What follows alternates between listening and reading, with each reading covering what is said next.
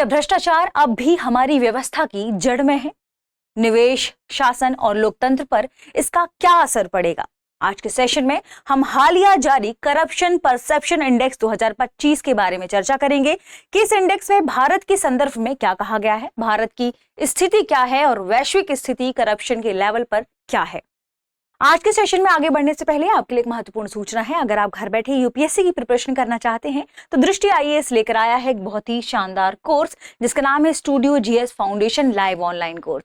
इस कोर्स की सबसे खास बात है कि इसमें यूपीएससी के लिए जरूरी जनरल स्टडीज के सारे विषय, 2 साल की करंट अफेयर की क्लासेस का एक्सेस, दृष्टि की मैगजीन, प्रिंटेड बुकलेट्स, ये सब कुछ मिलने वाला है मात्र 24,999 रुपए में।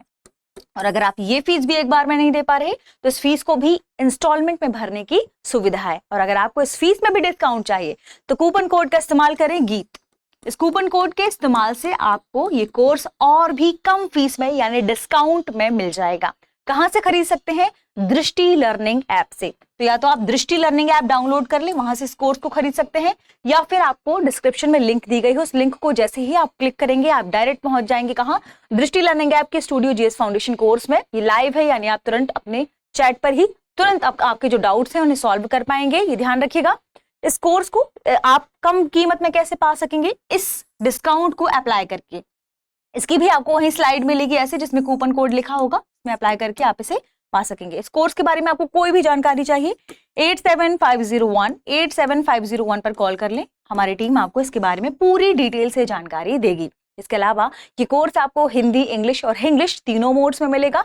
इंग्लिश मींस क्लास होगी हिंदी में और नोट्स मिलेंगे इंग्लिश में। इस कोर्स की सबसे खास बात क्या है?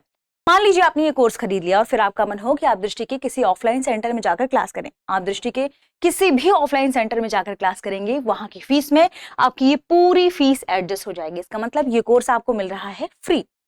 घर बैठे यूपीएससी की प्रिपरेशन अभी से शुरू कर दीजिए। आगे बढ़ते हैं और देखते हैं हमारी आज की खबर को। ध्यान रखें, आज की हमारी खबर संबंधित है हाल ही में जो करप्शन परसेप्शन इंडेक्स जारी किया है। करप्शन परसेप्शन इंडेक्स मतलब सीपीआई, करप्शन परसेप्शन इंडेक्स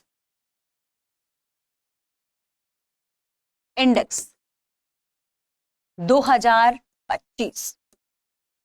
ये इंडेक्स कौन जारी करता है? सबसे पहले इसे हिंदी में कहते हैं भ्रष्टाचार बोध सूचकांक। ठीक है, ये 2025 अभी इसमें जारी किया गया है।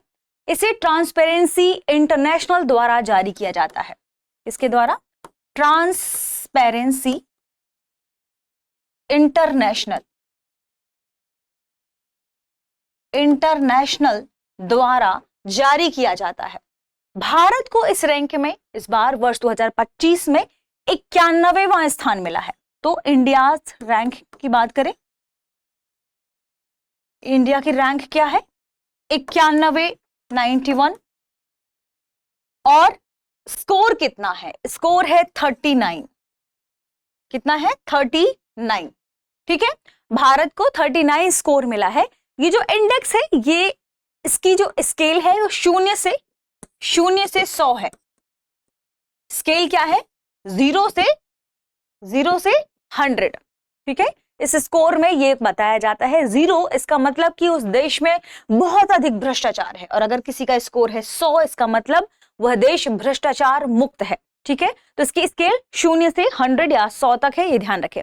आइए जानते हैं सीपीआई के बारे में, थोड़ा सा इसे भी समझने की कोशिश करते हैं क्योंकि ये आपके लिए इंपॉर्टेंट है। मैंने बता तो दिया लेकिन आपको हर चीज लिखी हुई चाहिए। बहुत बच्चे कमेंट करते हैं मैम पीडीएफ चाहिए, या आप लिख कर लेके आए, आप लिख कर बताती हैं तो टाइम ज्यादा लगता है। क्या मापता है सीपीआई यानी करप्शन परसेप्शन इंडेक्स? क्या बताता है? यह बताता है कि किसी देश के सार्वजनिक क्षेत्र यानी पब्लिक एरियाज की बात कर रहे हैं। पब्लिक एरियाज में कौन कौन आता है? सरकार आती है, प्रशासन आता है, संस्थाएं आती हैं। तो किसी देश के इन सार्वजनिक क्षेत्रों में यानी सरकार, प्रशासन और संस्थाओं में भ्रष्टाचार को लेकर विशेषज्ञ क्या मानते हैं, उस देश के कारोबारी क्या मानते हैं, उस देश को या जो लोग हैं आम पब्लिक है वो उस देश के सरकारी कर्मचारियों के बारे में, सार्वजनिक क्षेत्र के बारे में, प्रशासन के बारे में, संस्थाओं के बारे में क्या राय रखती है, ये मापता है सीपीआई यानी परसेप्शन। आपका नजरिया क्या कह रहा है उस देश के सार्वजनिक स्ट्रक्चर के बारे में, यही मापने के लिए सीपीआई इंडेक्स लाया गया है। स्केल 0 से 100 है। हमने पहले भी कहा 0 यानी बहुत अधिक भ्रष्टाचार और 100 यानी बहुत कम भ्रष्टाचार या भ्रष्टाचार मुक्त। ठीक है, सीपीआई एक वैश्विक रैंकिंग है जो देशों की सार्वजनिक क्षेत्र यानी उनके पब्लिक सेक्टर में भ्रष्टाचार की धारणा यानी परसेप्शन को मापती है। इसे गैर सरकारी संगठन ट्रांसपेरेंसी इंटरनेशनल द्वारा 1995 में शुरू किया गया था। ईयर याद रखिएगा 1995। इसका मतलब क्या है? सीपीआई यह बताता है कि किसी देश के सार्वजनिक क्षेत्र यानी सरकार, प्रशासन और संस्थाओं में भ्रष्टाचार को लेकर विशेषज्ञ कारोबारी लोग कैसे देखते हैं। भ्रष्टाचार की सटीक संख्या जैसे पैसे की चोरी, कितनी पैसे की चोरी हुई है, ये नहीं मापता, परसेप्शन मापता है, ये ध्यान रखें। स्केल है 0 से 100। 0 यानी बहुत भ्रष्टाचार, बहुत अधिक भ्रष्टाचार, और 100 यानी लगभग भ्रष्टाचार मुक्त व्यवस्था उस देश की है। बात करें भारत की रैंक की, तो अभी हमने देखा भारत 182 देशों में 91वां स्थान पर है। भारत की रैंकिंग में बहुत मामूली सुधार देखने को मिला है, लगभग ठहराव की स्थिति अभी बनी हुई है। उसके प्रमुख कारण क्या है ये भी हम देखेंगे।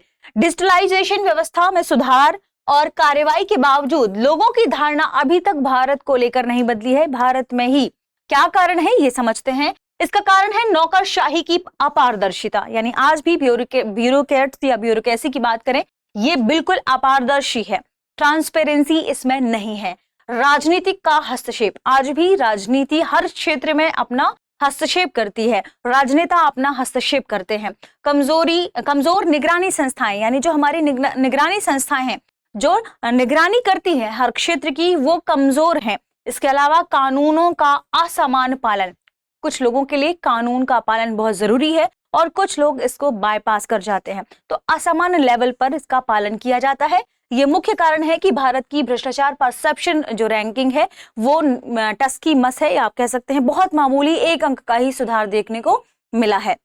रैंकिंग वर्ष 2024 में बात करें तो 96 थी भारत की, इस बार 91 आ गई है। तो रैंकिंग में सुधार किस वजह से हुआ है? एक मामूली अंक का जो हमने स्केल में सुधार किया है उसे लेकर। ठीक है, भारत में भ्रष्टाचार को अब भी व्यवस्था से जुड़ी यानी स्ट्रक्चरल समस्या माना जाता है। ये हमारी व्यवस्था में ही है, लोग इस बात को मानकर चलते हैं, ना कि ये मानते हैं कि ये कुछ अलग थलग कभी कभी होने वाली घटनाएं हैं। लोग मानते हैं कि भ्रष्टाचार भारत की व्यवस्था में ही मौजूद है।